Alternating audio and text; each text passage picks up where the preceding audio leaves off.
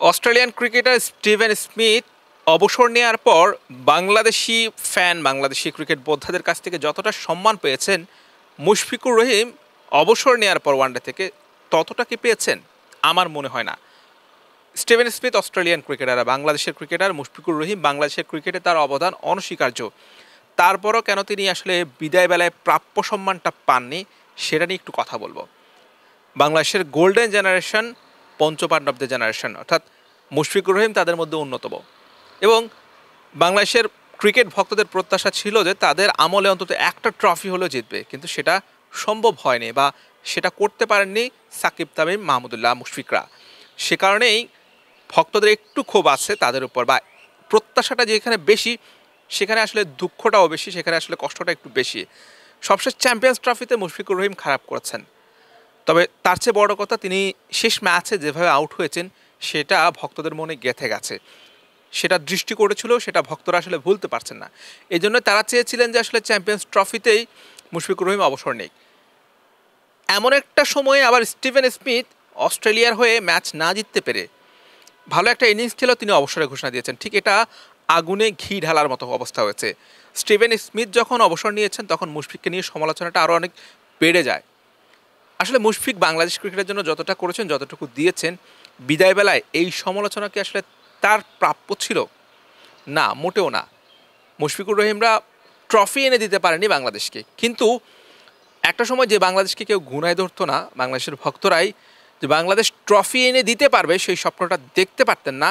সেই স্বপ্নটা কিন্তু মুশফিকুর রহিমরাই দেখিয়েছেন যে আসলে বাংলাদেশ আইসিসি ট্রফি, যে তার সামর্থ্য আছে বাংলাদেশ আইসিসি ট্রফি জিততে পারবেন, এই যে স্বপ্নটা দেখিয়েছেন, এই স্বপ্নটা সৃষ্টির কারিগর কিন্তু মুশফিকুর রহিমরা। ঠিক সেই জায়গা থেকে আসলে মুশফিকুর রহিমদের কোনো ট্রফি না থাকলেও এইটা অনেক বড় অর্জন। তামিম ইকবাল গত কয়েকদিন আগে একটা ইন্টারভিউতে বলেছিলেন যে আসলে ট্রফি না জিততেও তাদের সবচেয়ে বড় অর্জন হচ্ছে যে মানুষ মাঠে বসে খেলা দেখতে আসা, মানুষ বাংলাদেশ দল জিততে পারে এই যে আকাঙ্ক্ষা তৈরি করা, সেটা হচ্ছে তাদের বড় অর্জন।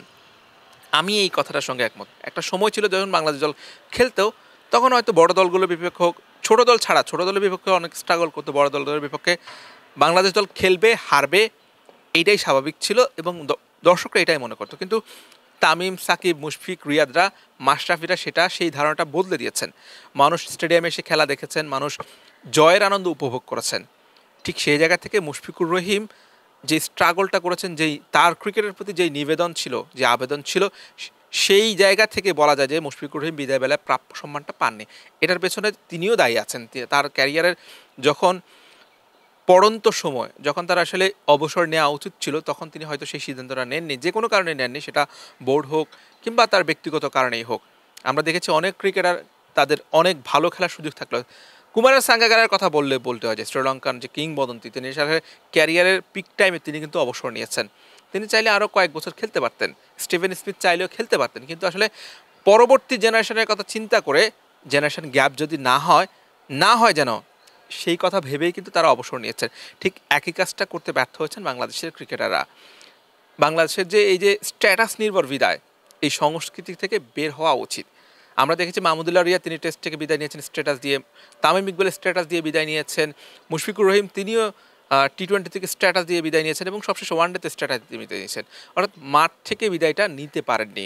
মুশফিকুর রহিম যদি আরেকটা সিরিজ খেলতেন, বা যদি এমনটা হতো যে তিনি আগে ঘোষণা দিয়ে দিতেন যে আসলে পরবর্তী সিরিজে তিনি অবসর নেবেন, তাহলে কিন্তু এই যে মুশফিকের অবসর নিয়ে এত সমালোচনা, এত নেতিবাচক কথা কিন্তু হতো না। মুশফিকুর রহিমের অবসরের পর তার স্ট্রিক্ট স্ট্যাটাস দিচ্ছেন, তিনি সেই স্ট্যাটাসে অনেক কথা বলেছেন। তার মধ্যে একটি কথা ছিল যে আসলে 20টি পেইন কিলার খেয়ে তিনি মাঠে নেমেছেন। এই যে এই কথাগুলো বলা আমার মনে হয় ক্রিকেটারদেরকে আসলে বড় করার বদলে ছোট করা হয়। এটা আসলে ক্রিকেটাররা বা বাইরের মানুষ, ভক্তরা এটাকে আসলে খুব বেশি ভালোভাবে নেন না। কারণ একজন ক্রিকেটারের কাজ হচ্ছে খেলা, তিনি কষ্ট করে হলেও খেলবেন, তিনি আহত হলেও সেটা রিকভার করার চেষ্টা করবেন। তো সেই ক্ষেত্রে আসলে তার কাজই সেটা, সেই কাজটা আসলে, আর মুশফিকুর নিবেদন নিয়ে আসলে কারো কোনো সন্দেহ নেই। যদি ফিটনেসের কথা বলা হয়, যদি ট্রেনিংয়ের কথা বলা হয়, সব দিক থেকে মুশফিক কিন্তু এগিয়েছিলেন। তো সেই জায়গা থেকে আসলে বাংলাদেশের ক্রিকেটে যে ভাবিদের যে আগমন, মাঝে মধ্যে যে তারা স্ট্যাটাস দেন, ইঙ্গিতপূর্ণ কথা বলেন, এগুলো কিন্তু আসলে ক্রিকেটারদের ইমেজও আসলে, আমার মতে ক্রিকেটারদের ইমেজও অনেকটা নষ্ট হয়। বাংলাদেশের মানুষ ক্রিকেটটাকে অনেক বেশি ভালোবাসে।